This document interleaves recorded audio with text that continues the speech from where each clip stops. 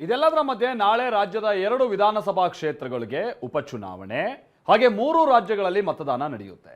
ತೀವ್ರ ಕುತೂಹಲ ಕೆರಳಿಸಿರುವಂತಹ ದಾವಣಗೆರೆ ದಕ್ಷಿಣ ಹಾಗೆ ಬಾಗಲಕೋಟೆ ಅಭ್ಯರ್ಥಿಗಳ ಭವಿಷ್ಯ ಬರೆಯೋದಕ್ಕೆ ಮತದಾರ ಸಜ್ಜಾಗಿದ್ದಾನೆ.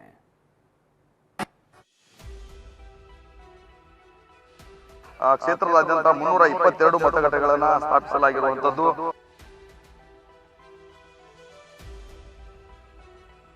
ದಾವಣಗೆರೆ ದಕ್ಷಿಣ ಬಾಗಲಕೋಟೆ ಉಪಚುನಾವಣೆ ನಾಳೆ ಮತದಾನ. ಮನೆ ಮನೆಗೆ ತೆರಳಿದ್ರು, ಮತದಾರನ ಮನವನ್ನೂ ತಟ್ಟಿದ್ರು. ಬೈ ಎಲೆಕ್ಷನ್ ಅಖಾಡದಲ್ಲಿ ಇವತ್ತು 2 ಮನೆ ಪ್ರಚಾರ ನಡೆಯಿತು. ತೀವ್ರ ಕುತೂಹಲ ಕೆರಳಿಸಿರೋ ದಾವಣಗೆರೆ ದಕ್ಷಿಣ ಮತ್ತು ಬಾಗಲಕೋಟೆ ಉಪಕಣದಲ್ಲಿ ನಾಳೆ ಮತದಾನ ನಡೆಯಲಿದೆ.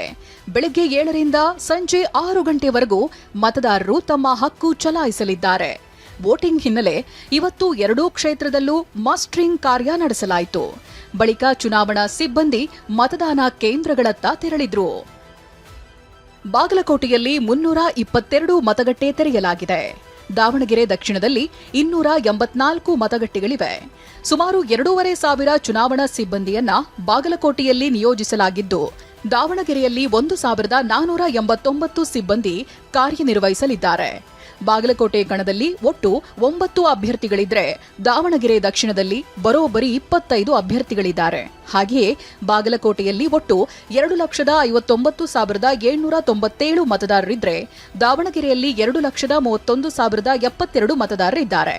ಬಾಗಲಕೋಟೆಯಲ್ಲಿ 1,26,999 ಪುರುಷ ಮತದಾರರಿದ್ರೆ, ದಾವಣಗೆರೆಯಲ್ಲಿ 1,13,399 ಮತದಾರರಿದ್ದಾರೆ.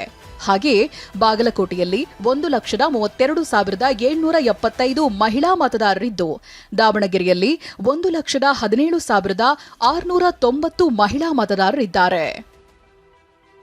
ಇನ್ನು ಪಂಚರಾಜ್ಯಗಳ ಪೈಕಿ 3 ರಾಜ್ಯದಲ್ಲಿ ನಾಳೆ ಮತದಾನ ನಡೆಯಲಿದೆ. ಕೇರಳದ 140 ಕ್ಷೇತ್ರ, ಅಸ್ಸಾಂನ 126 ಕ್ಷೇತ್ರ, ಪುದುಚೇರಿಯ 30 ಕ್ಷೇತ್ರಗಳಲ್ಲಿ ವೋಟಿಂಗ್ ನಡೆಯಲಿದೆ. 3 ರಾಜ್ಯದಲ್ಲಿ ನಾಳೆಯೇ ಮತದಾನ ಮುಗಿದ್ರೂ ತಮಿಳುನಾಡು, ಪಶ್ಚಿಮ ಬಂಗಾಳದಲ್ಲಿ ಮತದಾನ ನಡೆಯೋದು ಬಾಕಿ ಇದೆ. ಹೀಗಾಗಿ ಏಪ್ರಿಲ್ 29ರವರೆಗೆ ಎಕ್ಸಿಟ್ ಪೋಲ್ ನಡೆಸದಂತೆ ಚುನಾವಣಾ ಆಯೋಗ ಸೂಚಿಸಿದೆ. Bureau report TV9.